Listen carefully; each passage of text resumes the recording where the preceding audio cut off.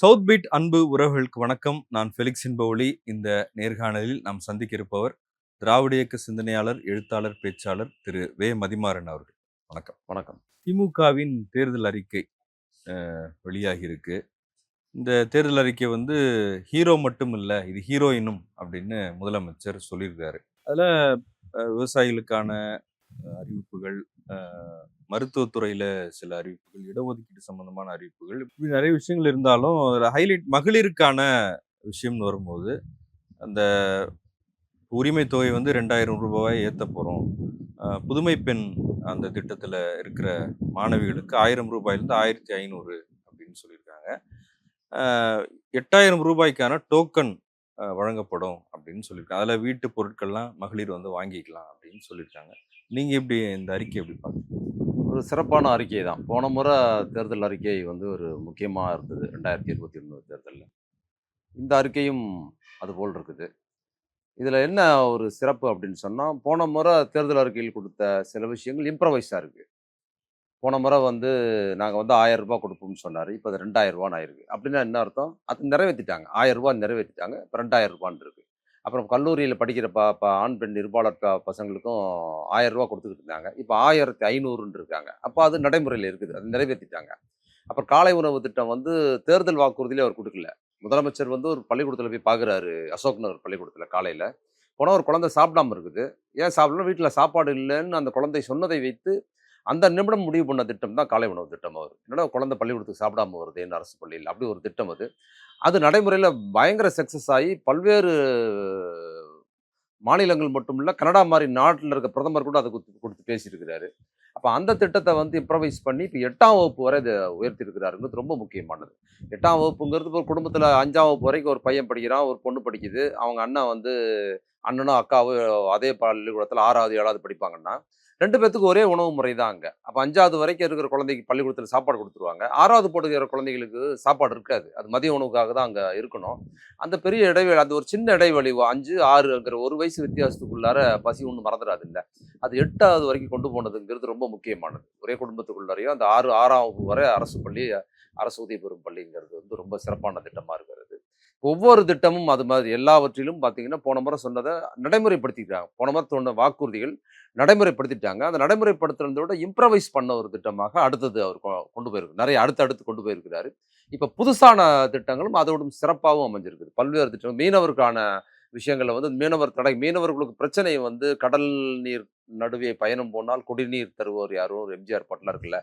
அதெல்லாம் பிரச்சனை இல்லை. போகும்போதே அவங்க தண்ணி எடுத்துட்டு போவாங்க. அது அவங்களுக்கு பிரச்சனை கிடையாது. கடல் அவங்கள எப்பவும் அச்சமுட்டுறதும் கிடையாது, மிரட்டுறதும் கிடையாது. கடல் அவங்களுக்கு எப்பவுமே அவங்களோட சேர்ந்து இருக்கிறது தான். அது அவங்களுக்கு பிரச்சனை கிடையாது. அவங்களுக்கு எது பிரச்சனை மீனவர்களுக்குன்னு பார்த்தீங்கன்னா, இந்த மீன்பிடி தடைக்காலம். இந்த மீன்பிடி தடைக்காலத்துல பார்த்தீங்கன்னா, அவங்களுக்கு வருமானம் இருக்காது. வேலை இல்லாம இருக்கும்போது அவங்களுக்கு சிரமம். அதுல அவர் இப்ப ரூ. 8000 குடுக்குறாரு. 5000 8000 மாத்துனாரு. இப்ப அறிவிச்சிருக்கிறார் 8000த்துல அத 12,000 அறிவிச்சிருக்கிறாருங்கிறது மிக முக்கியமானது அது. அதே மாதிரி கடல் சார்ந்த தொழில்ல இன்னொரு முக்கியமானது உப்பளம். உப்பளத்துல உப்பு எடுக்கிறவங்க. அவங்களோட தொழில் பார்த்தீங்கன்னா, மழைக்காலத்துல அவங்களுக்கு வேலை இருக்காது. வேலை இல்லாம ரொம்ப சிரமப்படுவாங்க. அவங்களுக்கான விஷயத்தையும் பார்த்தீங்கன்னா, அவங்களுக்கு 5000லேருந்து ரூ. 8000 அறிவிச்சிருக்கிறாருங்கிறது அதுவும் ரொம்ப முக்கியமானது. இது மாதிரி ரொம்ப எளிய தொழிலாளர்களோட, எளிய மக்களோட வாழ்க்கைய போன 5 ஆண்டுகள்ல தரம் உயர்த்திருக்குது. இந்த அடுத்த 5 ஆண்டுகள்ல இன்னும் கூடுதலாக அது தரம் உயர்த்து போகுங்கிறது ரொம்ப முக்கியமானது. இப்ப எளிய பெண்களுக்கான திட்டம்ங்கிறது இப்ப நிறைய விஷயங்கள் கல்வி சார்ந்த திட்டங்களோடு வீட்டில் இருக்கிற பெண்களுக்கு ரூ. 1000லேருந்து ரூ. 2000 அப்படின்னு வருது. வருமான வரி கட்டாத குடும்பம், வருமான வரின்னா கணவர் வீட்டில் அவங்க கணவர் வருமான வரி கட்டாத குடும்பமாக இருந்தால் அவங்க குடும்பங்களுக்கு எப்படி ரூ. 2000 கிடைக்க போதோ, அதே மாதிரி அவங்களுக்கு வீட்டு உபயோகப் பொருட்கள் வாங்கினாங்கன்னா அவங்க அருகாமையில் இருக்கிற கடையில் அதுக்கு ரூ. 8000 அரசு கொடுக்குது அப்படிங்கிறது இன்னொரு ப்ளஸ்ஸாகவும் இருக்குதுங்கிறதுன்னு நிறைய விஷயங்கள் கல்வி சார்ந்து இந்த தேர்தல் அறிக்கையை நான் படித்தேன். அந்த தேர்தல் அறிக்கையவே முதலமைச்சர் அதை ஆரம்பிச்சிருக்கிறதே ரொம்ப பிரமாதமா அதை நீதி கட்சியின் வரலாறு ஆரம்பிச்சு, அதுக்கப்புறம் தேர்தல் அறிக்கையின் முதல் பகுதியாக நீதி கட்சி வரலாறு, திராவிட இயக்க வரலாறு, அதை படிச்சாலே ஒரு திராவிட இயக்க வரலாறு நீங்க புரிஞ்சுக்கலாம். அந்த அளவுக்கு அந்த தேர்தல் அறிக்கையில துவக்கமா முதலமைச்சரோட பேச்சு. அதுக்கு பிற்பாடு அவங்க முதல்ல அறிவிச்சதே மாநில சுயாட்சி தான் அறிவிக்கிறது. மாநில சுயாட்சி இன்னைக்கு பிரச்சனையே ஒன்றிய அரசோடு வந்து இந்த பிரச்சனை தான் மையமா இருக்கு. இந்த 5 ஆண்டுகள்ல இவ்வளவு நலத்திட்டங்களை அவர் சிறப்பா நடைமுறைப்படுத்தியிருக்கிறாருங்கிறது நமக்கு தெரியுது. ஆனா ஒன்றிய அரசோட எந்த ஒத்துழைப்பும் ஒன்றிய அரசு கொடுக்கல. கொடுக்க வேண்டிய பணத்தையும் கொடுக்கல. ஆட்சியை செய்ய விடல. பல்வேறு நெருக்கடிகள் கொடுத்த போதும் அவங்களோட சண்டை பண்ணி இவ்வளவு சிறப்புகளை பண்ணியிருக்கிறாரு. அப்ப அதை மையமா வச்சு இந்த தேர்தல் அறிக்கையில மாநில சுயாட்சிக்கு பிரதானமாக வந்து தமிழ்நாட்டுக்கு மட்டும் இல்ல இந்த தேர்தல் வாக்குறுதி. இந்தியா முழுக்க இருக்கிற எல்லா மாநிலங்களுக்குமான உரிமையாக தான் இந்த தேர்தல் அறிக்கை ஆரம்பிக்குது. அது ரொம்ப முக்கியமானது. அந்த மாநில உரிமைகளுக்கான விஷயங்கள்ல வந்து குறிப்பா வந்து இங்க இருக்கிற வருவாய்த்துறையில பல்வேறு முக்கியமான வருவாய்த்துறையில இருக்கிறது 50% வந்து ஒன்றிய அரசு கொண்டு போயிடுது. 50% தமிழ்நாட்டுக்கு கிடைக்குது. அது 70% கொடுக்கணும்னு சொல்லியிருக்கிறாங்க. அது தமிழ்நாட்டுக்கு மட்டும் இல்ல. இந்தியாவில் இருக்கிற எல்லா மாநிலங்களுக்கும் பாஜக ஆளுகிற மாநிலங்களுக்கும் கூட அது பயன்படும் அப்படிங்கிறது வந்து அது ரொம்ப சிறப்பானது. அது வந்து திமுக என்பதே மாநில சுயாட்சிக்காக உருவாக்கப்பட்ட ஒரு கட்சி. அத வந்து பிரதானமா வச்சிருக்கிறாங்க. மொழி சார்ந்த விஷயங்கள்ல தமிழ் வளர்ச்சியும் சிறப்பா வச்சிருக்கிறாங்க. சமூக நீதி, இடஒதுக்கீடு சார்ந்து பிற்படுத்தப்பட்ட, மிக பிற்படுத்தப்பட்ட, தாழ்த்தப்பட்ட சிறுபான்மை மக்களுக்கான இடஒதுக்கீட இம்ப்ரவைஸ் பண்ணியிருக்கிறாங்க. பல்வேறு விஷயங்கள்ல இது ஒரு ஃபுல் பேக்கேஜா ரொம்ப பிரமாதமான ஒரு திட்டமா இருக்கு. இல்ல அதான் இப்ப நீங்க சொன்ன மாதிரி ஏற்கனவே இருந்த திட்டங்களை வந்து இன்னும் அதிகப்படுத்தி இருக்கிறாங்க அப்படின்னு சொன்னா புதுசா ஒண்ணும் இல்லையே, ஹைலைட்டா ஒண்ணும் இல்லையே இல்ல அப்படின்ற பின்னால மாதிரி. சொன்னது எல்லாமே ஹைலைட்டா தானே நிறைய. விவசாயிகளுக்கு சார்ந்த பல்வேறு திட்டங்கள் புதுசா சொல்லப்பட்டிருக்குது. பல்வேறு திட்டங்கள் புதுசாவும் சொல்லப்பட்டிருக்குது. இதையெல்லாம் ஏன் வந்து ஏற்கனவே இருக்கிறது என்ன ஏற்கனவே இருக்கிறது பிரபலமா இருக்குது ரொம்ப. அதனால உங்களுக்கு அது தெரியுது. ஃபோக்கஸா தெரியுது. நேத்து ஹைலைட்ஸ் பண்ணி முதலமைச்சர் பேசும்போது கூட இது மாரி திட்டங்கள தான் ஹைலைட்ஸ் பண்ணி பேசுனதுனால நீங்க சொல்றீங்க. ஆனா அந்த தேர்தல் அறிக்கை படிச்சு பார்த்தீங்கன்னா, நெறைய புதிய திட்டங்கள் இந்த மாநில சுயாட்சி நான் சொல்றேன்ல, அது ஓப்பனிங் இப்போ முதல்ல இந்த இதுல வந்து அவ்வளவு ஏன்னா இந்த 5 ஆண்டுகள் பட்ட சிரமத்தின் பின்னணியில சொல்லப்பட்டிருக்குதுங்கிறது இருக்கு.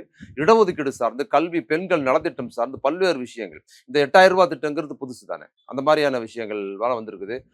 மீனவர்களுக்கான திட்டங்கள், பல்வேறு விஷயங்கள கல்வி சார்ந்து. இந்த உதவித்தொகை மட்டும் இல்லாம மீனவர்களுக்கான நலவாரியம் சார்ந்து அவங்களுக்கான தனிப்பட்ட முறையிலான தொழில் சார்ந்த முன்னேற்றம்ங்கிறதும், பல்வேறு துறை விவசாயிகளுக்கான முன்னேற்றம்ங்கிறதும், அமைப்பு சாரா தொழிலாளர்களுக்கான உதவித்தொகைங்கிறதும், பல்வேறு விஷயங்கள்ல புதுசாவும் நெறைய விஷயங்கள் சிறப்பா பண்ணியிருக்கிறாங்க. இன்னொரு பக்கம் அதிமுகவும் வந்தா ரூ. 2000 கொடுப்போம் ஆமா. அப்படின்னு சொல்லியிருக்காங்க. ஃப்ரிட்ஜ் கொடுப்போம்லாம் சொல்லியிருக்காங்க.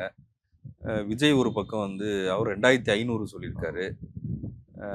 6 சிலிண்டர் அதெல்லாம் சொல்லியிருக்காரு. அதை எப்படி பாக்குறீங்க? அது அதுதான் அவங்க ஏற்கனவே சொன்னது தானே. இவங்க சொன்னத தான் நம்ம திமுக வந்து ஆட்சி சரியில்ல அப்படின்னு இவங்க சொல்றாங்க 2 பேருமே. விஜயும் சொல்றாரு, எடப்பாடி பழனிசாமி, பாஜக எல்லாருமே சொல்றாங்க. ஆட்சி சரியில்ல. 5 வருஷம் தமிழ்நாட்ட சீரழிச்சிருச்சு. வாரிசு அரசியல் திரும்ப திரும்ப சொல்றாங்க. ஆட்சி சரியில்ல. 5 வருஷம் போயிடுச்சு. இந்த ஆட்சி ஒழிக்கணும்னு சொல்லிட்டு, என்ன திட்டங்கள்லாம் திமுக நடைமுறைப்படுத்துதோ அதுவே நாங்க செய்வோங்கிறாங்க. முதல் பகுதி என்ன பேசுறாங்க 2 பேரும், விஜயும், எடப்பாடியும் எல்லாருமே. ஸ்டாலின் ஆட்சி சரியில்ல, சரியில்ல, மோசமாயிடுச்சுன்னு சொல்லிட்டு, ஸ்டாலின் ஆட்சியில் என்னென்ன சிறப்புகள் நடந்ததோ, அதையெல்லாம் நாங்க வந்து பண்ணுவோம்னு சொல்வது 2வது பகுதி வந்து, இந்த ஆட்சி சிறப்பா தான் இருந்திருக்குதுங்கிறதுக்கு, இவங்க பண்ண திட்டங்களையும் அவங்க அறிவிக்கிறாங்க. இவங்க சொன்ன இவரு 2000 சொன்னா, நாங்க 2500ங்கிறாரு அவரு. அவரு 2000ங்கிறாரு. இவரு 1000ன்னு அறிவிச்சாரு. அதனால அவர் 2000ங்கிறாரு. அப்புறம் வீட்டு பெண்களுக்கான உரிமை தொகை, பெண்களுக்கான விஷயங்கள் எல்லாவற்றிலும் இந்த அரசு என்ன சக்சஸ். ஆண்களுக்கும் பேருந்துல வந்து ஆமா, இலவசம். ஆண்களுக்கு அவர் ஒரு படி அது எப்படி நடைமுறைப்படுத்த முடியும்னு எனக்கு புரியல. நீங்க சொல்றத நம்பும்படியா சொல்லணும்ல. இவர் பெண்களுக்குன்னு குடுத்ததுனா, நான் ஆண்களுக்குன்னு குடுக்குறேன். அதான் புதுசா சொல்றாராமா. சொந்தமா திங்க் பண்ணி. அவர் பெண்களுக்குன்னு சொல்லிட்டாரு. நம்மள பெண்களுக்கு ஒரு படி மேல போய் ஆண்களுக்கு அப்படின்னு சொல்றாரு. ஆண்களுக்கு எப்படி நடைமுறைப்படுத்த முடியும்னு தெரியல. ஆண்களுக்கு விட அப்ப டோட்டலாவே பஸ் வந்து கட்டணம் இல்லாம ஓடும் அப்படின்னு சொல்லிட்டா முடிஞ்சு போச்சு. அவ்வளவுதான். ஆண் பெண் இருபாலர் தானே சமூகத்துல. நீங்க ஒரு வயது வரம்பு வச்சு ஆண்களுக்குன்னு சொல்லலாம். ஒரு 60 வயது. இப்ப ஒயிட் போர்டுக்கு மட்டும் அது அப்படி கூட இல்லங்க. அப்படி அமையறதுக்கு வாய்ப்பு அது இருக்குல்ல? எப்படி என்ன நீ எதுக்கு ஆண்களுக்குங்கிறீங்க? நல்லா வேலைக்கு வெட்டிக்கு போயிட்டு நல்லா சம்பாதிக்கிறவங்க எதுக்கு அதுக்கு போகணுங்கிறீங்க? பெண்களுக்கும் ஆண்களுக்கும் வித்தியாசம் இருக்குல்ல. இது என்ன ஆகுதுன்னா, பெண்களுக்கு பிரத்யேகமா அவங்களுக்கு வந்து பொருளாதார பின்தங்கி இருக்கிறாங்க. டிஃபெண்ட் பண்ணியிருக்கிறாங்க. அவங்க அடுத்த கட்டமா பொருளாதாரத்த முன்னேறி சுயமா நிக்கணும் என்பதற்கான உதவி தான் அது. நீங்க அத கிண்டல் பண்ற மாரி இருக்கு. நீங்க பெண்களுக்கான ஒரு உரிமை குடுக்குறீங்கன்னா, அதே உரிமை ஆண்களுக்கு குடுக்க முடியாது. அப்ப ஆண்களுக்கு அந்த உரிமை குடுக்குறதா இருந்தா, அது பெண்களுக்கு பயன்படாது. அதே உரிமை. இந்த உரிமையே ஆண் ஆதிக்கமா இருக்கிறான் சமூகத்துல. பெண்களுக்கான கொடுக்கப்படுற உரிமைகள் என்பது ஆணாதிக்கம் சமூகத்துல இருக்குது. ஆண்களுக்கு இணையா சமூகத்துல பெண்களுக்கு கை தூக்கி விடணும். அதுக்காக தான் பெண்களுக்கான இடஒதுக்கீடு. பெண்களுக்கான உரிமை அப்படிங்கிறது தான் அது. அப்ப பெண்கள் மீதான பாலியல் சீண்டல் நடக்குது. பாலியல் வன்முறை நடக்குது. அப்ப அவங்களுக்கான சட்டம் கொண்டு வந்தா தான் ஆண்கள நீங்க தண்டிக்க முடியும். அப்ப இவரு என்ன பண்றாரு? பெண்களுக்கான பாலியல் சீண்டல், பாலியல் தண்டனை எல்லாம் இவர் வந்து இப்ப இதெல்லாம் அறிவிச்சிருக்காங்க. சிறு குழந்தைகளோடு, பெண் குழந்தைகளோடு பாலியல் வன்முறை செய்தாங்கன்னா, அவங்களுக்கு மரண தண்டனை வரை பரிந்துரைகள்லாம் சொல்லியிருக்கிறாங்க. இப்ப அவரு என்ன பண்றாரு? ஆண்களுக்கு பாலியல் வன்முறை செய்தால்ன்னு கூட சொல்லுவாரு அவரு. அது மாரி தான் இது. அப்போ வந்து ஏதாவது சொல்லணும்னு சொன்னா, ஆண்களுக்கு பாலியல் வன்முறை செய்தால் மரண தண்டனை, ஆண்கள் மீது பாலியல் சீண்டல் நடந்தான்னு சொல்லுவாரு அவரு. அது எவ்வளோ கோமாளித்தனமா இருக்கும் இல்லையா? அது மாரி வந்து நான் ஆண்களுக்கும் செய்வேன்னு சொல்றது, பெண்களுக்கான உரிமைகளை கேலி பண்றதா இருக்குதுங்கிறது. ஏன்னா சொந்தமா சொல்றது இல்லைங்கிறதுனால அது தெரியுது. அதே தான் இவர் கதையும். இவங்க 2 பேருமே ஆட்சி சரியில்ல. ஆனா அவங்க நலத்திட்டங்கள் நாங்க செய்வோம். அதான் அவங்க செய்றாங்கல்ல நீ எதுக்கு? அப்படின்னு ஜனங்க இல்ல இன்னொருத்தர் சீமான் இருக்கார்ல, அவர் அவர் வந்து இருக்காரா? இந்த சீன்ல வந்து அவரு இந்த இல்ல தேர்தல்ல அவரு அவரு பிரச்சாரம் ரொம்ப நாளுக்கு முன்னாடி கிளம்பிட்டாரு. அப்படியா? தந்தி டிவில நியூஸ் 7ல தான் அவர பத்தி முக்கியமா போட்டுக்கிட்டு இருக்காங்க செல்லுதாப்ப. ஆனா ஒண்ணும் பெருசா அவர பத்தி செய்திகள் ஒண்ணும் இல்லையே. இல்ல அவரு நீங்க எல்லாத்தையும் குடுத்துருவீங்க. கல்யாணம் கூட பண்ணி வச்சுருவீங்க. புள்ளையும் குடுத்துருவீங்களா? அப்படின்லாம் இதெல்லாம் எவ்வளோ கேட்கிறாரு. இழிவா பேசுறது பாருங்க. இதுதான் சொல்றேன். இவங்களோட புத்தி இவங்கலாம் வந்து பெண்களை குறித்து எவ்வளவு மோசமா சீமான் வந்து பொது வெளியில பெண்கள பத்தி பேசுறதெல்லாம் இருக்குல்ல. இது என்ன புள்ளையும் குடுத்துருவீங்கன்னா என்ன அர்த்தம் அது? என்ன அர்த்தம் அது? இது வந்து எவ்வளவு கேவலப்படுத்துறது. இப்போ அரசை சொல்வதல்ல. மக்களை இழிவா பேசுறது இல்ல. அந்த நலத்திட்டங்களை பெறுகிற மக்களை குறித்து பேசுறதா இருக்குது இல்ல இது. அப்ப நாங்க எல்லாமே பள்ளிக்கூடத்துல குழந்தைகளுக்கு என்ன பண்றாரு முதலமைச்சர்? காலை உணவு திட்டம். கூலி தொழிலாளியா இருக்கிறவங்க நீங்க இறங்கி பார்க்க மாட்றானுங்க இவனுங்க. இவனுங்க எந்த எந்த கட்டமைப்பும், எந்த வேலையும் இல்லாம, எந்த மாரியான ஒரு ஒரு ஒரு ஒரு கட்டமைப்பும் நான் இல்லாம வந்து எல்லாத்தையும் தரமா குடுப்பேன். இல்லைங்க. இவங்க இலவசம் குடுக்க கட்சி மாட்டேன். தமிழ்நாடு முழுக்க வந்து தனித்து நிக்குதுங்க. எங்கருந்து இவங்களுக்கு பணம் கிடைக்குது? அத வெளிப்படையா சொல்றாரா அவரு? வசூல் பண்ணி பண்ண முடியுமா? தமிழ் மக்கள் அவ்வளவு குடுக்குற பல இருக்கிறாங்களா? இவரோட வாழ்க்கை தரம் எப்படி இருக்குது? அப்ப நீங்க வந்து உங்களுக்கு வந்து உங்களோட கொள்கை உணர்வு நீங்க தமிழர்களுக்காக போராடுறீங்கன்னு உங்கள நம்புறவங்க உங்களுக்கு குடுக்குறான். நீங்க வாங்குனா அது வந்து சமூகத்துக்கு பண்ற நன்கொடை. மக்கள் வாங்குனா ஓசியா? நீங்க அதானே பண்றீங்க. உங்களுக்கு வந்து கார் இருக்கு. அதுவும் சாதாரண கார் இல்ல. இந்த கார்லாம் வச்சு போறீங்க. அது யார் குடுத்தாங்கன்னா, ஒருத்தர் குடுத்தாரு. உங்களுக்கு தான் வருமானமே இல்லையே. அப்போ உங்களுக்கு உங்க வசதி, உங்க வாழ்க்கை தரத்த நீங்க சாதாரணமா கூட வச்சுக்கல. ஒரு எளிய வாழ்க்கை தரமா கூட வச்சுக்கல. ஒரு அரசு பேருந்துல போய் போறது, அல்லது வந்து பிரத்யேகமா உங்களோட லைஃப் ஸ்டைல் வந்து ரொம்ப வசதியா இருக்குது. ஆனா நீங்க வருமானத்த ஈட்டல. உங்களுக்கு யாரோ நட்புல குடுக்குறாங்க. நீங்க கட்சி பெரிய வளர்ந்த கட்சி கிடையாது. பெரிய சொத்து உள்ள கட்சியும் கிடையாது. அப்ப எங்க இருந்து குடுக்கும்போது உங்களோட தனி மனித வாழ்க்கைய நீங்க சொகுசா வச்சிருக்கீங்க. மக்கள் சேவை பண்ற நீங்க. உங்களுக்கு யார் குடுத்தாங்கன்னா, நண்பர்கள் குடுத்தாங்க. கொள்கையாளர் குடுத்தாங்கன்னு. உங்க வாழ்க்கை சொகுசா இருப்பதற்கு உங்களுக்கு வந்து வாங்குனீங்கன்னா, அது நன்கொடை. அப்புறம்னா திரள் நிதி அது. மக்களுக்கு அரசு வந்து மக்கள்ட்ட வாங்குன வரி பணத்த மிச்சப்படுத்தி அவங்க வாழ்க்கை தரத்த உயர்த்துறதுக்கு மக்களுக்கு அவங்க அவங்க திட்டங்கள நலத்திட்டங்கள குடுத்தாங்கன்னா, அது ஓசி. இது என்ன யோக்கியதை இது? எவ்வளவு கேவலப்படுத்துறது. நீங்க அரசை கேவலப்படுத்துவதில்ல. மக்களை இழிவாக பார்க்கிறது. மக்கள குறித்து மோசமா பேசுறது. இது மாரி பேசுறதெல்லாம் அப்புறம் என்ன முதலமைச்சர் என்ன பண்றாரு? காலை உணவு திட்டம்னு ஒண்ணு அறிவிக்கிறாரு. இன்னைக்கு பள்ளி கல்வியிலிருந்து ஆரம்பிச்சு கல்லூரி வரைக்கும் அரசு பள்ளிக்கூடத்துல படிக்கிற குழந்தைகளுக்கு கட்டணமே கிடையாது. உணவு செலவும் கிடையாது. அவங்க பள்ளிக்கூடத்துக்கு அனுப்பிச்சுட்டு கூலி வேலைக்கு போயிட்டா போதும். அவங்க காலை உணவு அவரு குடுக்குறாரு. மத்தியான உணவு அவரு குடுக்குறாரு. யூனிஃபார்ம் அவரு குடுக்குறாரு. புத்தகம் அவரு குடுக்குறாரு. ஃபீஸ் அவரு கட்டிர்றாரு. 12ஆம் வகுப்பு வரைக்கும் இல்ல. அதுக்கு மேல கல்லூரிக்கு போறதுக்கு இன்ஜினியரிங் காலேஜுக்கு அவரு பணம் கட்டுறாரு. அப்ப இவ்வளவு தூரம் போதில்ல. இன்னைக்கு படிச்சு அடுத்த முறை வந்திருக்குது. இப்ப நான் முதல்வன் திட்டத்துல உலகம் முழுக்க போயிருக்கிறாங்க குழந்தைகள.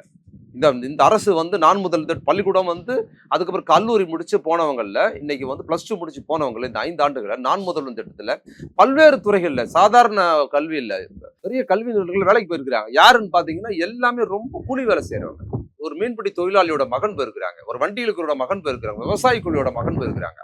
மகள் போயிருக்கிறாங்க. அன்னைக்கு இவரு அமைச்சர் கல்வித்துறை, பள்ளிக்கல்வித்துறை சார்பா ஒரு 4, 5 மாசத்துக்கு நீங்க கூட வந்தீங்க அந்த நிகழ்ச்சி. அங்க பாத்தீங்கல்ல நீங்க?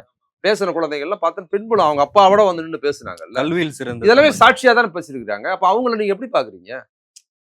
எப்படி பாக்குறீங்க? அந்த பெண் ஜப்பானுக்கு போயிருக்குது ஒரு பொண்ணு. அவங்க அப்பா பார்த்தா பரிதாபமா இருக்கிறாரு. ஏதோ ஒரு கடையோ ஏதோ ஒண்ணு வச்சிருக்கிறாரு. ரொம்ப வறுமையில இருக்கிற ஒருத்தரா இருக்கிறாரு. அவருக்கு குழந்தை அந்த அளவுக்கு வளர்ந்து போயிருக்குது. அப்போ இன்னொரு பொண்ணு ஒரு கன்னியாகுமரியில இருந்து மீனவர் குடும்பத்தை சேர்ந்த பொண்ணு ஜப்பான்ல போய் படிக்குது. அந்த பொண்ணு ஜப்பான்லயே நன்றி தெரிவிக்குது முதலமைச்சருக்கு. இது எல்லாம் எவ்வளவு பெரிய சாதனை. இது எல்லாமே அப்பர் மிடில் கிளாஸ்ல இருந்தோ ஆதிக்க ஜாதியில இருந்து எடுக்கல. நீங்க கிளாஸ் கேட்டகரி வர்க்க நிலையிலும் பொருளாதாரத்தில் பின்தங்கிய குழந்தைகள் சாதி ரீதியாகவும் பின்ல இருக்கிற குழந்தைகளை தான் தேர்ந்தெடுத்து அவங்க பயிற்சி கொடுத்து இன்னைக்கு இந்தியா முழுக்க பெரிய அளவுல வர மாதிரி விழுந்திருக்குது இல்லை. இப்போ அதை நீங்க எப்படி பாக்குறீங்க? இது இவங்க திரும்ப திரும்ப பேசுறது என்னன்னா இவங்க மக்களுக்கு எதிராக இருக்கிறாங்க அப்படிங்கிறது. நீங்க நலத்திட்டங்களை சொல்றேன்னா இந்த நலத்திட்டத்தை இம்ப்ளிமெண்ட் பண்ணலன்னு சொல்லுங்க நேர்மையா. சரியா நடைமுறைப்படுத்தல, இதுல ஊழல் நடந்திருக்குது அப்படி இருந்தா நீங்க நிரூபிங்க அதை. இந்த பள்ளிக்கூடத்துல அனுப்பிச்ச பசங்கள்ல அவங்களுக்கு விருப்பப்பட்ட திமுக குடும்பத்தை சேர்ந்த பசங்களை சொல்லிட்டாங்கன்னு சொல்ல முடியுமா உங்களால?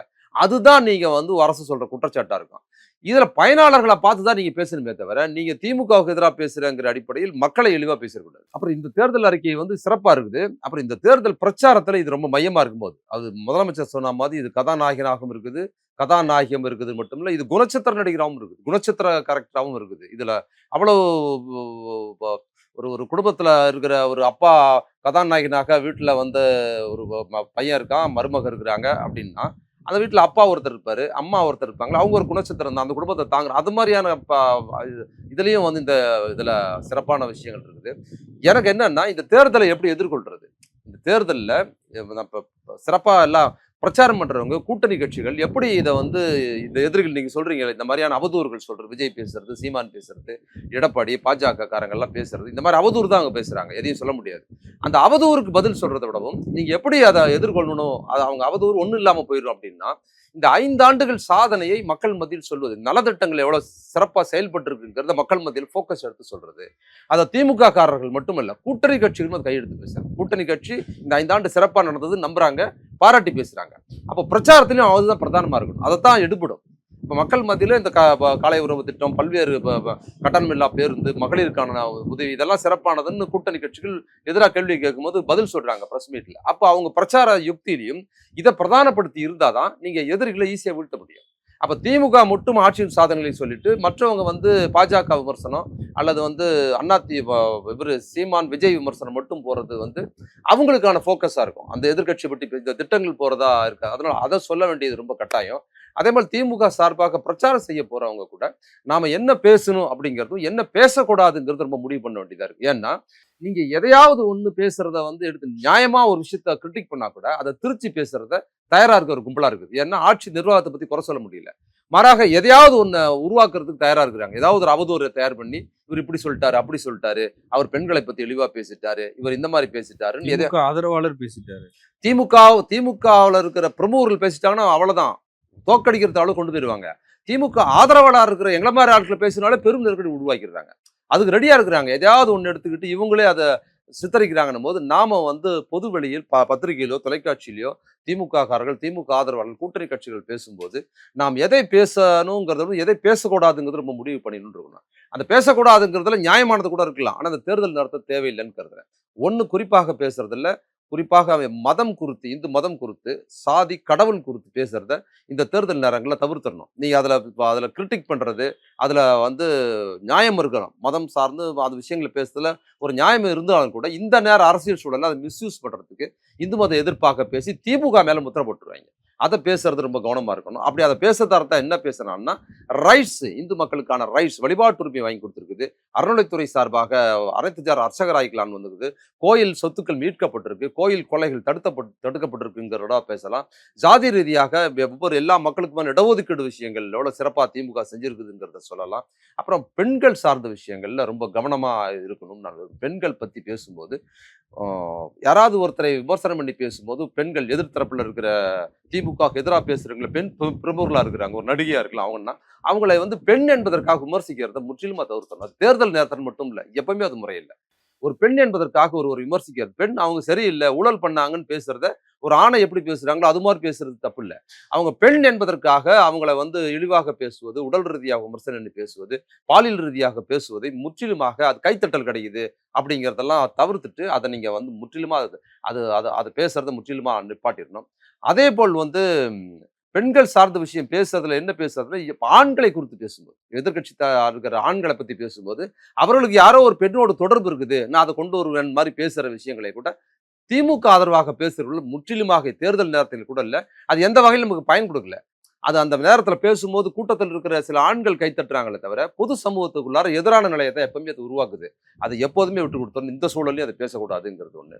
ஒரு பெண்கள் ஒரு ஒரு ஒரு ஒரு நடிகரையோ அல்லது வந்து அந்த கட்சியில இருக்கிறவங்களையோ பெண்கள் வந்து ரொம்ப விரும்பி பாராட்டுறாங்க, பேசுறாங்கன்னு சொன்னா அவர்களை பாலியல் ரீதியாக அந்த நடிகரோட தொடர்படுத்தி பேசுறத வந்து முற்றிலுமாக அதை தவிர்க்கணும். அது வந்து அந்த பெண்கள் அப்படி பேசுறாங்கிற ஒரு நோக்கம் நான் பார்க்க அப்படி விரும்பல. அவங்க ஒரு எமோஷன்ஸ்ல பேசுறாங்க, ஆனா அதை அப்படி பார்க்க வேண்டிய அவசியம் இல்லை. அந்த பெண்கள் ஒரு அண்ணனா பார்க்குறாங்க, அந்த எமோஷன்ஸ் அந்த நேரத்தில் இருக்கிறாங்களே தவிர அதை அவங்க உறவோடு தொடர்படுத்தி பேசுறதுங்கிறத முற்றிலும் அதை தவிர்த்துடணுங்கிறது. ஏன்னா அதை வச்சு மிஸ்யூஸ் பண்றது, தவறாக பேசுவதுங்கிறது வருதும். அப்ப என்ன பேசலாம்னா, பெண்களுக்கான நலத்திட்டங்கள் குவிஞ்சு கிடக்குது. இந்த ஆட்சியே பெண்களுக்கான ஆட்சி, எளிய பெண்களுக்கான ஆட்சி. இப்ப அதை தான் நம்ம பேசணும். இந்த அக்கப்புறம் எதுக்கு நம்ம பேசுறது?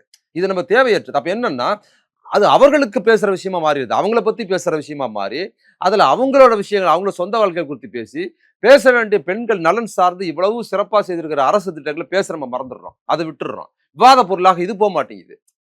பெண்களுக்கான அரசு செஞ்ச திட்டங்கள் விவாத பொருளாவே போகாம, மாறாக அவங்களோட விஷயம், அவங்களோட வாழ்வியல், அவங்க சார்ந்த விஷயங்கள் பொது விவாதமா மாறி, அதை திமுகவுக்கு எதிரா மாற்றத்தை தொடர்ந்து நடக்குது. அதனால அதுல ரொம்ப கவனமா இருக்கணுங்கிறத நான் அதுல பார்க்குறேன். அதனால இந்த சாதனைகளோடு தொடர்ந்து பயணிக்கிறது, அது குறித்து பிரச்சாரமா போறதுங்கிறது கூட்டணி கட்சிகள் செய்யணும். கூட்டணி கட்சிகள் இந்த ஆட்சியின் தேர்தல் அறிக்கை சிறப்பா இருக்குன்னு சிபிஐல சொல்லியிருக்கிறாங்க. கூட்டணி கட்சிகள் பாராட்டியிருக்கிறாங்க. அப்ப பிரச்சாரத்துல வந்து இந்த 5 ஆண்டு ஆட்சிகளின் சாதனையும், இன்னைய தேர்தல் அறிக்கையும் இணைத்து மக்கள் மத்தியில் பிரச்சாரம் கொண்டு போனா, எந்த இந்த இந்த வெற்றி வந்து இன்னும் விரைவாகவும், இன்னும் பிரம்மாண்டமாவும் இருக்கும். தாவேகா தலைவர் விஜயை பொறுத்தவரைக்கும் அவர் பெரம்பூர், திருச்சி கிழக்கு 2 தொகுதியில நிக்கிறாரு. 2 தொகுதியில நிப்பாருன்னு நீங்க சொல்லியிருந்தீங்க. ஆமாமா. இப்ப முகநூல்ல எழுதியிருக்கீங்க 2 தொகுதியிலும் தோப்பாரு. ஆமா. அதையும் சொல்றேன் அப்படின்னு ஆமா. சொல்லியிருக்கீங்க. ஆனா மக்களோட முடிவு தானே. ஆமா. ஆ, நானும் வந்து மக்கள் முடிவ வச்சு தான் நான் சொல்றேன். ஆனா விஜயோட போக்க வச்சு தான் நான் சொன்னது அவர் 2 இடத்துல நிப்பாரு அப்படின்னு சொல்லி. ஒண்ணு நிக்காம போயிடுவாரு, இல்லன்னா 2 இடத்துல நிப்பாரு. நிக்காம போயிடுவாருங்கிறதுக்கு என்ன காரணத்த நான் முடிவு பண்ணனோ, அவர் 2 இடத்துல நிப்பாரு என்பதற்கு அதே காரணம் தான். தோத்துருவோமோங்கிற பயத்தின் காரணமாக நிக்காம போயிடுவாருன்னு சொன்னேன். அதே தோத்துடுவோமோ அப்படிங்கிற பயத்தின் காரணமாக 2 இடத்துல நிப்பாரு. இந்த இடத்துல போனா கூட அந்த இடத்துல ஜெயிச்சுக்கலாங்கிறது. அதுல மையமா எது நிக்குதுன்னா, தோத்துருவோம் அப்படிங்கிறது தான் நிக்குது. நிக்காம போனாலும் தோத்துருவோங்கிற பயம். 2 இடத்துல நிக்கலாம்ங்கிறதுக்கும், இங்க தோத்துருவோமா? பெரம்பூர்ல தோத்துருவோமா? இப்ப திருச்சியில ஜெயிச்சுக்கலாம். திருச்சியில தோத்துருவோமா? பெரம்பூர்ல ஜெயிச்சுக்கலாங்கிற தோத்துருவோமோங்கிற எண்ணம் தான் விஜய வந்து 2 இடத்துல நிக்க வச்சிருக்குது. 2 இடத்துல நிக்கிறது அப்படின்னு இப்ப சென்னையில இல்ல ஒண்ணு. இந்த எண்ணம் எனக்கு இல்ல. விஜய் கிட்ட இருக்குங்கிறத நான் சொல்றேன். இல்ல அதான். அதாவது அவங்க என்ன சிலர் என்ன சொல்றாங்கன்னா, தாவேகா தரப்புல சென்னையில விஜய் பெரம்பூர்ல நிக்கிறாரு. இப்ப திருச்சியில ஒரு தொகுதியில நிக்கிறாரு. 2 இடத்துலயுமே எஃபெக்ட் இருக்கும். சுத்தி இருக்கிற தொகுதிகள்லாம் விஜய் நிக்கிறாரு அப்படிங்கிற ஒரு அந்த ஒரு தொகுதியில பரபரப்பு இருக்கும். இல்ல அப்படியெல்லாம் இல்ல. அந்த தொகுதியில எனக்கு பெரம்பூர் தெரியும். பெரம்பூர் பகுதியில நெறைய பிரச்சாரத்துக்கு போயிருக்கேன். பெரம்பூர் எம்எல்ஏ ஆர்டி சேகர் அவர் தொகுதி சார்ந்து ஒவ்வொரு ஊர்லயும் நலத்திட்டங்கள் நான் போய் பண்ணி வச்சிருக்கேன். எனக்கு நல்லாவே தெரியும். அவரு அந்த மக்கள் எளிய மக்களோட கூட்டம் அவருக்கு நிகழ்ச்சி நிகழ்ச்சி நடத்தினாலே மெயின் ரோட்ல பெரிய பிரம்மாண்டமான கூட்டம் நடத்த மாட்டாரு. இன்டீரியரா ரொம்ப உள்ள இருக்கிற ரொம்ப உழைக்கும் மக்கள் வாழ்கிற நெரிசலான பகுதியில தான் கூட்டமே போடுவாரு அவரு. ஒவ்வொரு பகுதியிலயும். அந்த பகுதிகளோட நான் நெறைய பேசியிருக்கிறேன். அந்த மக்கள் அவரோட நெருக்கமா பழகுறாங்க. அவரு அவங்களோட நெருங்கி பழகுறாருங்கிறதுனால, ஆர்டி சேகர்ங்கிறவர் வந்து பெரம்பூர தாண்டி பெருமளவு தெரிஞ்சிருக்க கூட வாய்ப்பில்ல. அந்த தொகுதி மக்களுக்கு தெரியும். ஆனா விஜய தமிழ்நாடு முழுக்க தெரியும். ஏன் இந்தியா முழுக்க கூட அவருக்கு தெரியும். ஏன் உலகம் முழுக்க கூட சந்திரமண்டலம் வரைக்கும் தெரியும் கூட வச்சுக்கோங்க. ஆனால் பெரம்பூரில் மட்டும் தெரிந்த ஆர்டி சேகர் தான் உலகம் முழுக்க தெரிஞ்ச விஜயை தோற்கடிப்பாரு. ஏன்னா உள்ளூர்ல அவர் வந்து மக்களோட பயணிக்கிறாரு. மக்களோட வாழ்வியலோட பயணிக்கிறாருங்கிறதுனால எனக்கு அவர் அந்த தொகுதி எனக்கு நல்லா தெரியுங்கிறதுனாலே அதை நான் சொல்றேன். அதே தான் அங்க நடக்க போகுது. திருச்சியிலயும் அதுதான் அங்க நடக்க போகுது. அதனால இவரோட பயம் இப்ப என்ன சொல்றாங்க? அவர் ஜெயிச்சுட்டா நீ என்ன பண்ணுவேன்? ஜெயிச்சுட்டா என்ன பண்ணுவேன்? ஒருத்தர் இதுல வந்து கமெண்ட்ஸ் போட்டிருக்கிறாரு. என்ன சொல்லியிருக்கிறாருன்னு, 2 தொகுதியில் நிக்கிறாருன்னு சொல்றியே. உதயநிதி மட்டும் பரவாயில்லையா? அவரும் 2 தொகுதியில் நிக்க திருவல்லிக்கேணி சேப்பாக்கத்தில் நிக்கிறாருன்னு போடுறாங்க. ஏன் இதெல்லாம் போட்டிருக்காங்க? ஆமா வெளியிலயும் இல்ல எழுதுறாங்க. மீடியாலே பேசுறாரு ஒருத்தர். ஒரு இதுல நான் தம்பி என்ன வந்து சொல்றேன்னா, பேசுறாரு. விஜய் ரசிகர்கள் இருக்கிறாங்கல்ல, அதுவே பாதி ஓட்டு செல்லாத ஓட்டுதாங்க. பாதி ஓட்டு செல்லாத ஓட்டு தான் போட போறாங்க. பாவம் அந்த பசங்க. அவங்களுக்கு ஒண்ணும் தெரியல.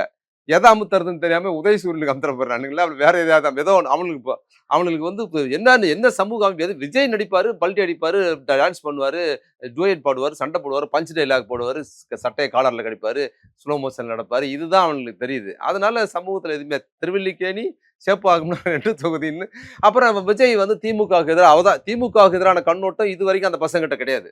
இது வரைக்கும் கிடையாது. இப்ப விஜய் 1 வருஷமா பேசுறதுனால தான் அந்த பசங்க திமுக. அதனால அதுவும் அவங்களுக்கு சொந்த கருத்து கிடையாது.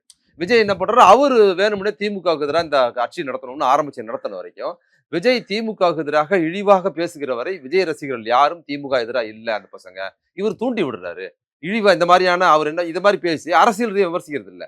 ரொம்ப மோசமா பேசுறது, பாரு 2 தொகுதியில நிக்கிறதுங்கிறது. அப்புறம் எதையாவது லாஜிக் இல்லாம பேசுறது. 47 பேர் அவரு கொண்டுட்டு திமுக காரன் கொண்டான்னு சொல்றது. அப்புறம் வந்து சென்சார் போர்டை வந்து அப்புறம் ஸ்டாலினை சென்சார் போர்டை வைத்துக்கொண்டு எங்களை நெருக்குகிறாயாங்கிறது. சென்சார் போர்டு ஒன்றிய அரசுல இருக்குதுங்கிறது தெரியாது. அதே தான் இவரும் பண்றாரு. தேர்தல் ஆணையம் வந்து இவருக்கு அனுமதி கொடுக்கல பிரச்சாரத்துக்கு. உடனே வந்து திமுக ஆட்சி கொடுக்கலன்னு வேணும்னே பேசுறாருல்ல. அது அந்த அறியாமையோட அவர் பயணிக்கிறாரு. ரசிகர்களோட அறியாமையோட இந்த திமுக மீதான சேப்பாக்கம் திருவல்லிக்கேணின்றது ஒரே தொகுதி. பாஜக மேல உள்ள வெறுப்பு இருக்குல்ல, அந்த வெறுப்பை எல்லாம் அவர் என்ன பண்றாருன்னா திமுக மேல திருப்புறாரு. திமுக மேல பாஜக பத்தியான அபிப்பிராயம் மக்கள் மத்தியில் என்ன இருக்கோ அதெல்லாம் இவர் என்ன பண்றாரு?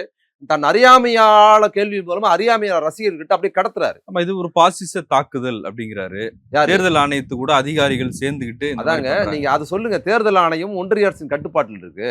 பாஜகவும், திமுகவும் சதி செய்தனான்னு சொல்லேன். நீ எதுக்கு தேர்தல் ஆணையம் தனியா சொல்ற? அது கூட சொல்ல நான் என்ன சொல்றேன், திமுக வந்து தேர்தல் ஆணையத்தோட சதி செய்து அதெல்லாம் சொல்றல அதிகாரிலாம் செய்றானுங்கன்னு. அத உன்னால சொல்ல முடியலல்ல. பாஜகவும், திமுகவும் என்னை சதி செய்கிறார்கள்ன்னு சொல்லணும்ல. திமுகவுக்கு சம்மந்தம் இல்ல. நீ அவதூறு சொல்ற. ஆனா உண்மையா சொல்லணும்னா பாஜக தான் சொல்லணும். உண்மை பச்சை கிளிங்கிற வார்த்தையே இல்லை. பச்சை கிளிங்கிற வார்த்தையும் வரல. அதுல கருப்பு காக்காங்கிறதும் வரல. அது வரமாட்டேங்குதுல்ல. நீங்க தேர்தல் ஆணையத்தை சொல்லும்போது கூட திமுக தான் சொல்றீங்க. அப்புறம் அதிகாரியோட சொல்றீங்கன்னா, உங்களுக்கு குறைந்தபட்ச நாணயம். இதுவரைக்கும் இவ்வளவு இழிவான, இவ்வளவு எந்த நாலேஜும் இல்லாத நபர் மட்டும் இல்ல. இவ்வளவு காழ்ப்புணர்ச்சி உள்ள ஒரு நபர் நம்ம பார்த்தது கிடையாது அரசியல் உலகத்துல. அவ்வளவு மோசமா இருக்கிற அந்த பசங்கள்ட்ட அப்படியே கடத்துறாரு. அப்படியே உன தேர்தல் ஆணையம் பாத்தியா? திமுக தேர்தல் ஆணையத்தை வச்சுக்கிட்டு. இதுதான் நாளைக்கு ஓட்டு எண்ணிக்கையில தோத்துட்டாருன்னா திமுக ஓட்டு எண்ணிட்டான்பாங்க நாளைக்கு. இல்ல, நாளைக்கு வந்து விஜய் தான் உண்மையா ஜெயிச்சிருக்காரு. ஆனாலும் இவங்க சதி பண்ணி இவங்க சொல்லுவாங்க. முதலமைச்சர் ஆயிட்டாங்க. ஏங்க அப்ப என்ன தெரியுமா சொல்லுவாங்க? ஓட்டு எங்கது என்ன? தமிழ்நாட்டுக்குள்ளதான் எண்ணாங்க அப்படிம்பாங்க. கண்டிப்பா தமிழ்நாட்டுக்குள்ளதான் எண்ணாங்க. அதனால அப்படிம்பாங்க. ஏதாவது ஒண்ணு எதை வேணுமாலும் அவங்க சொல்றது தயாரா இருக்கிறாங்க. அப்பவும் யாரு? பாஜக காரங்களே இவங்களை கட்டி, ஒருவேளை இவர் உண்மையிலேயே பாஜக எதிர்ப்பா பேசுறாருன்னு எவரோ ஒரு பாஜக காரர் புடிச்சிட்டு இவங்களை எல்லாம் கட்டி வச்சுட்டு அடிச்சா கூட திமுக ஒழிகன்னு தான் சொல்லுவாங்க. அப்ப கூட பாஜக ஒழிகன்னு சொல்ல மாட்டாங்க அப்படின்னு. ஏன்னா அடிக்கு நான் நல்லா அடிப்பேன், அப்பவும் சொல்லக்கூடாது. அடிச்சுக்கு அப்பவும் சொல்லாதங்கிற மாதிரி தான் இருக்குது. அவர் வந்து ரசிகர்களோட அறியாமையை வந்து அதோடு பயணிக்கிறாரு. அதுல வந்து தன் அறியாமையை சேர்த்து வச்சு என்ன பண்றாரு, ரசிகர்கள் அதுல திமுக எதிர்ப்பான காழ்ப்புணர்ச்சியில அவதூறுகளையும் தொடர்ந்து பயணிக்க விரும்புகிறார். இந்த தேர்தல் வேட்பாளர்கள் இதுல நான் போட்டேன்ல, அவர் 2 தொகுதியில தான் நான் ஏற்கனவே சொன்ன மாதிரி ஒரு 2 தொகுதியில நின்றுருக்காரு. முன்னமே சொன்னேன். அதே மாதிரி இன்னொன்னு சொன்னேன், அவரு 2 தொகுதியிலும் தோப்பாருன்னு சொன்னேன். அதுவும் நடக்குன்னு போட்டேன். ஒருத்தர் விஜய் ரசிகர் வந்து போட்டிருக்காரு எனக்கு கீழே. என்ன சொல்லியிருக்காருன்னா, நீ வந்து இன்னும் ஒரு வாரத்தில் லாரியில் அடிபட்டு சாவ அப்படின்னு சொல்றாரு. நீ எப்படி நம்புறது? நான் உனக்கு எப்படி அதான் நிரூபிக்கிறது அப்படின்னு அவர் போட்டிருக்காரு. இவங்க செய்வாங்க. ஒருவேளை நான் லாரியில் அடிபட்டு செத்தேன்னா ஒரு வாரத்துல இவங்களே செய்வாங்க. ஏன்னா 41 பேரை கொண்டுட்டு அதை தூக்கி பழி அடுத்த மேல போட்டவங்க தானே. அதனால இது மாதிரியான கோமாளித்தனமா இருக்குது. ஆனா ஆபத்தா இருக்கு. நீங்க நம்ம சிரிச்சு பேசிடுறோம். ஆனா சமூகத்துல எவ்வளவு பெரிய வினையாற்றுது. அவங்களையே நான் என்ன சொல்றேன்னா, விஜயோட இந்த ஊதாரித்தனமான மிக மோசமான அணுகுமுறையின் காரணமாக திமுகவும் நம்மளை விட்டுருங்க, விஜய் ரசிகர்கள் எவ்வளவு இழிவா விமர்சிக்கப்படுறாங்க சமூகத்துல. அந்த பெண் குழந்தைகள் எவ்வளவு மோசமா பேசப்படுறாங்க. ஒரு ட்ரெண்டாவே அந்த பெண்கள் வெளியில வந்து இப்பதான் முதல் தரையா வெளியில வராங்க. அந்த பெண்கள் பேசுறாங்க. அவங்க விஜய் மேல இருக்க ரசிக மனோபாவத்தோடு பேசும்போது அவர்களை குறித்து பொது சமூகம் எவ்வளவு மோசமா பாக்குது. எவ்வளவு அதை பத்தி ஒரு கவலை இல்லைங்க அவருக்கு. என்னடா இந்த பெண்கள் அப்படி பேசுறாங்க, இந்த பெண் இப்படி பேசுறாங்க, இதன் மூலமே அவங்க பாக்குறாங்களே. கமிஷன் ஆஃபீஸ் கம்ப்ளைண்ட் எல்லாம் கொடுத்தாரு. இப்பதானங்க எங்க எதுக்கு கம்ப்ளைண்ட் கொடுத்தாரு? அந்த பெண்கள் இப்படி பேசுறாங்க, எவ்வளவு ஆபாசமான அவங்கள பத்தியான கண்ணோட்டம் பார்க்கப்படுது. ஏமா இப்படி எல்லாம் பேசக்கூடாது அப்படின்னு அவர் சொல்லவே மாட்டுறாரு. அதை விரும்புறாருங்க அவரு. அது ஒரு அறியாமையில் ஒரு ஒரு ஒரு ஒரு ஒரு ஒரு குழந்தை ஒரு பொண்ணு பேசுதுங்க. நான் அவருக்கு வந்து அக்காவா இருந்துட்டு போவேன், தங்கச்சியா இருந்துட்டு போவேன், பொண்டாட்டியே இருந்துட்டு போவேன்னு சொல்றதுல அவர் பொண்டாட்டியா இருக்கணுங்கிற உணர்வுலாம் அந்த பொண்ணு கிடையாது. அவர் ஒரு பள்ளிக்கூடத்துல படிக்கிற பொண்ணு. அதுக்கு என்ன தெரிய போகுது? அது ஒரு அறியாமையில சொல்லுது. அது ஒரு உறவு. ஒரு குடும்பத்துல அவரோட நெருக்கமா இருப்பதற்கு அண்ணன் உறவு, தங்கச்சி உறவு, அக்கா உறவு மாதிரி மனைவி உறவுங்கிறது அவரோட இருக்கிறதுன்னு சொல்றதுதான் அது. இப்போ ஒரு ஆண் வந்து அடுத்த முறை நான் அவருக்கு பிறந்தா அவருக்கு மனைவியா போகணும்னு ஒரு ஆண் சொல்றாங்கிறத நீ அவரோட தொடர்படுத்த முடியாது. அது மாதிரி அது அவரோட இருக்கிறது எங்களுக்கு அவர் பிடிக்குங்கிற கண்ணோட்டத்தை சொல்லுது. ஆனா அதை சொல்லக்கூடாதுமா, இது தவறானதுன்னு சொல்ற யோக்கியதை அவனுக்கு இல்லை பாருங்க. அந்த பொண்ணு எவ்வளவு பெரிய திமுக காரங்கள்லாம் விட்டுருங்க, வெளியில பொதுவா எப்படி பேசுறாங்க. அந்த பொண்ணை ஒரு பேட்டி கொடுத்ததை நான் பார்த்தேன். இப்ப நீ எங்க இடத்துல சேர்க்க மாட்டாங்க, எங்க பொண்ணு பண்ண மாட்டாங்கன்னா நீ கூப்பிட்டு பேசுனியா? ஏன் அந்த பொண்ணை இப்படி பாக்குறீங்க, ஏதாவது சொல்லிருக்கியா? அப்ப எவ்வளவு ஒரு ஒரு தன்னை ஆதரிக்கிறவங்களையே தனிமைப்படுத்துறதும், தன்னை ஆதரிக்கிற பெண்களை தன்னை வந்து பார்த்த 41 பேர் செத்து போனதுக்கு கவலைப்படல. தன்னை ஆதரிக்கிற பெண்கள் இப்படி அறியாமையில பேசுறாங்க, அவங்கள பத்தி பொது சமூகத்துல வந்து தவறா புரிஞ்சிக்கப்படுது. மற்றவங்க விமர்சிக்கிறாங்கிறத விட்டுங்க, அவங்க அக்கம் பக்கத்திலேயே அவங்கள ஒரு மாதிரி பாக்குறாங்கன்னும் போது இதெல்லாம் கூடாதுமான்னு சொல்லி அவங்கள கூப்பிட்டு வச்சு நெறிப்படுத்துற கண்ணோட்டம் இல்லாதவன் தமிழ் சமூகத்துக்கு என்னங்க பண்ண போறாங்க? எவ்வளவு பெரிய ஆபத்தா இருக்கு பாருங்க. எனக்கு அந்த அந்த விஜய் ரசிகைகளை பார்க்கும்போது எனக்கு பரிதாப உணர்ச்சி தான் மேலும். எனக்கு அவங்கள பத்தி எனக்கு இழிவான கண்ணோட்டமோ அதுவே வரல. எனக்கு ரொம்ப பரிதாபமா இருக்குது. இவ்வளவு பரிதாப உணர்ச்சியா இருக்கிறாங்க. இவங்க இப்படி இப்படி பேசுறவங்கள இவ்வளவு மோசமா சமூகம் கிரிட்டிக் பண்ற நிலைக்கு அவர் தள்ளி வைக்கிறாரு. அதை பத்தி அவர் கொஞ்சம் கூட கவலையே இல்லை. அதோட அவர் பயணிக்கிறாரு. அதை தூண்டி விடுறாரு. வேணும்னே அவர் என்ன பண்றாரு, அவர் சொந்த வாழ்க்கையை வாத பொருளா மாத்துறாரு. அவருக்கும் அவர் மனைவிக்கும் வந்து அவர் மனைவியை இழிவா பேசுறாங்க அவங்க ரசிகர்கள். இதே பெண்களும் அவங்களும் கூட பேசுறாங்க. ஏமா அதுக்கு என் சொந்த வாழ்க்கை நீங்க விட்டுருமான்னு சொன்னவர், என் மனைவி குறித்து பேசாதீங்கம்மா, பெண்கள் இப்படி பேசாதீங்கன்னு சொல்ல முடியல. ஒரு நடிகையோட தொடர்படுத்தி பேசுறத அவர் என்ஜாய் பண்றாரு. இப்ப இது குறித்து எதுவுமே மறுப்பு சொல்லாம இருக்கிறார்ல. இது ரொம்ப இந்த கோமாளித்தனம் பார்த்து வெளியில சிரிக்கிறது இருந்தாலும், இது ஒரு பேராபத்தம் தான் இருக்கு.